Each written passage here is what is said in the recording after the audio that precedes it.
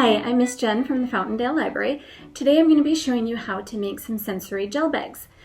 These bags are going to be great for children who need a little bit of an extra sensory experience to help them throughout their day. It will provide tactile, which is touch input, as well as visual input. These are also great for kids who need to have something to do with their hands in order to be able to focus better on what is going on in their environment. So you can see this is what they're going to look like. Here's a close-up of the bags so you can see what they're going to look like. These are two bags that I made using a food saver machine. They're filled with the hair gel and you can push the items around in it. If you don't have a food saver, I'm going to show you how you can make them with a Ziploc bag. These have letter beads in it, so you can push the beads around to put the alphabet in order. You can find the beads in your name, or you can just push them around and play with it. This is another bag that I'm going to show you how to make today. This has a maze on it, so you can push the items that are inside the bag through the maze. I'm going to show you two different ways that you can make this. The first is using a food saver bag. These are the bags that will vacuum seal your food. This is my favorite way to make these because they are more durable and they hold up to a lot of heavy handling.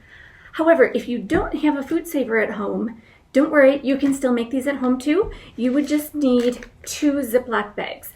You can use either sandwich size or a quart size, whatever you have at home. The other supplies that you're going to need for this is the base is going to be a clear gel. So this could be like a clear hair gel, a clear shampoo, whatever you have that's going to be a little thicker consistency than water, and it's going to be clear.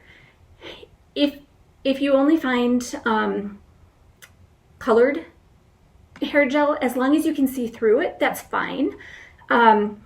I have seen people use shampoo that you can't, or conditioner that you can't see through. You can still do that. That would just give a different sensory experience as well. You are also going to need food coloring if you don't have colored gel, and then different items that you can put inside your sensory bag. The key thing for these is they can't be sharp because you're going to be putting them inside a bag. You don't want them to poke holes in it. And they should be fairly smooth and hold up to liquid. So you don't want to put anything paper or cardboard. For my sensory bags, I have a beaded necklace that I cut up into small strips. I have some fuzzy pom-pom balls. These are glass pebbles that have a flat bottom. You often see these for the bottom of an aquarium. I have several pony beads in different shapes. You can also use things like candles, a variety of different beads, anything you can think of to put in there, and then glitter if you would like to do glitter. So first I'm going to show you how to use the food saver to do it. If you have the bags that you can cut down to your own size, what I like to do is I like to make them about this size here. Any more than that, they're going to get pretty heavy and a little bit more awkward. So you'll want to make sure you seal 3 of the sides. This is going to be easiest if you leave one of the smallest sides open and seal a small side last. Otherwise, it gets really hard with the different stuff in it. What I like about the food saver bags is that one side tends to be a little bit textured and one side is smooth. That just adds an extra sensory experience as the child is playing with this. So the first thing you're going to do is you are going to pour some of your gel into the bag. Not a lot, just a little to get in the bottom, because what you want to make sure you do is get the gel into the corners so you don't have any air bubbles. Once you do that, you can add whatever you want to add to it.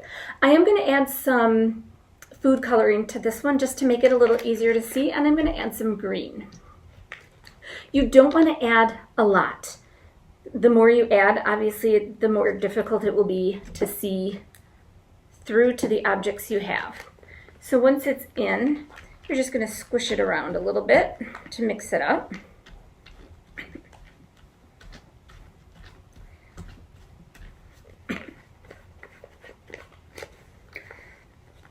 Okay, and then you're going to push it down to the bottom so it's reaching all of the corners. Then you can add your items. I'm going to add some pom-poms. I have 2 clear glass beads, pebbles that I'm going to put in there. Some pony beads. Check your pony beads before you put them in, because sometimes they have some plastic sticking out that makes it sharp. And again, you don't want it to scrape on the bag and rip a hole in it, because then you would have a mess. All right, we'll throw all of these beads in there. Okay, once you have them all in, kind of squish them to the bottom as much as you can. And we're going to dump some more of the gel into it. You don't want to fill the gel all the way up to the top. I usually fill it about halfway full, is a pretty decent amount to do, because otherwise it's too big and you can't move things around as easily. Okay, so I'm also going to add some glitter.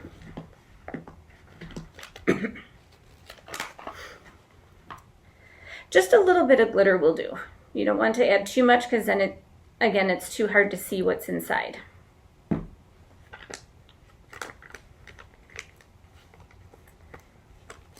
In the beginning, it's all going to get stuck to the sides, but once you seal it, it will be much better. Okay, once you have all of your stuff and your gel in here, you're going to try to squeeze the air out as much as you can, because you don't want to have any air bubbles in it once you seal it. And then we're going to bring it over to the food saver, and I'm going to show you how to seal it. Okay, here we are at the food saver. Again, you want to make sure that you're squeezing all of the air bubbles out of the bag, so it's a better experience once it's all sealed. You might end up with some of the gel that comes out of it, so have some paper towels handy as you do it. Once you're ready, you're going to stick it in and you're going to seal it. Make sure you don't hit the vacuum and seal, because if you do that, you're going to end up with a giant mess. Don't ask me how I know that. Just make sure that you hit seal only, and that's going to give a nice seal to your sensory bag.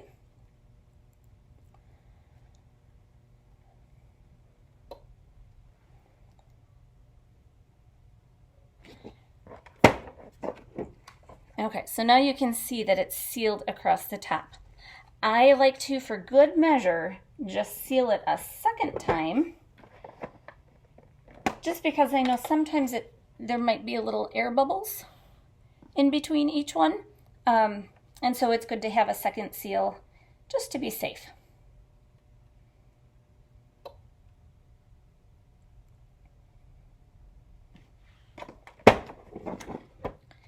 And there you have an almost finished sensory bag. Okay, so once you get it done, you just need to squish it all up, get everything mixed up really nice in there. The last step that I like to do is not required, but I do recommend it, because the corners of the food saver bags can be a little bit sharp. I like to take the scissors and round the corners just a little bit. If you're going to do this, make sure that you're watching where the seal marks are so you don't accidentally cut a hole in the bag itself. All right, so now we have a bag with 4 rounded corners, and it is ready for your child to play and explore. So, like I said, if you don't have a food saver, you can still make one of these. You would just need your Ziploc bags. And you would need 2 of them. The reason is because Ziploc bags don't hold up as well as the food saver bags. So it's just an extra layer of protection for you if you have someone who is really squeezing a lot, because you don't want to make a mess. So what you're going to do, it's the same procedure, is you are going to dump your gel inside the bag and get it down into the corners. For this one, I'm going to do yellow.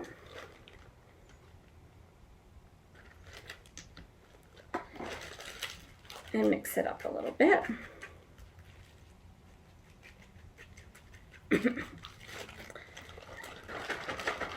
And I'll add a little bit of glitter to this one.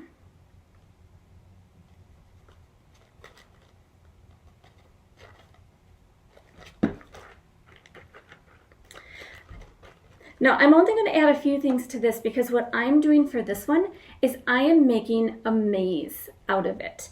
And you'll be able to see it a little bit clearer at the end. I'm going to add 2 fuzzy pom-poms and 2 of the flat bottom glass pebbles. That's all I'm adding to this one, and you'll see why in a minute. So I'm going to add a little bit more of the gel. Now, the gel you can get anywhere at any store, of course, but since you're not actually using it, for your hair, I would say get it at the dollar store.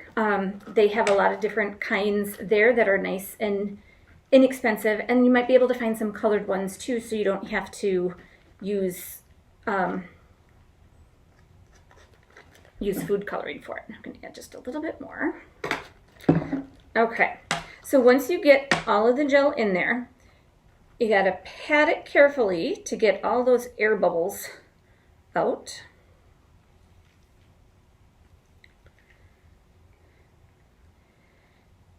And when you find one, you just kind of push along until it gets to the top, and it should dissipate on its own. All right, and then go ahead and seal it. If any of the gel sneaks out, just wipe it off with a paper towel. Now, again, because you're using Ziploc bags, they're not going to be as durable. I recommend taking some packing tape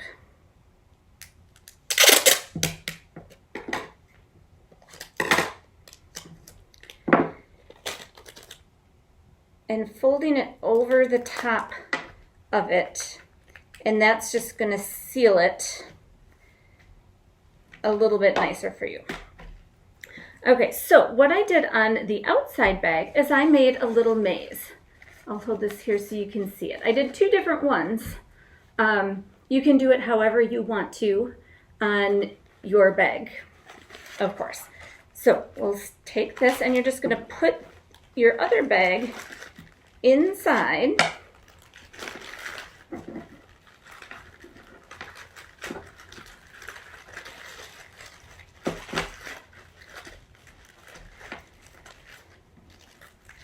And you want to get it as flat as possible. And then again, you're going to do the same thing with trying to get the air out of the bag.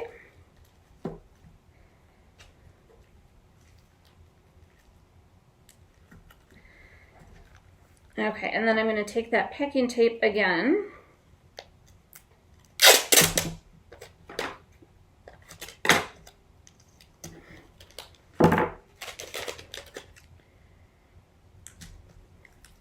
And just seal off the top so you don't have any chance of it opening. And there you go. You have a nice bag that you can use as a maze, and we'll get a little bit closer so you can see how that would be done. Here's the finished maze sensory bag. You just take your fingers and you push the objects around to follow the maze that you created. So not only does this provide the tactile and visual sensory input, now you're getting a little of extra work on your fine motor skills, which are the muscles in your hands. You can take this one and slide it through.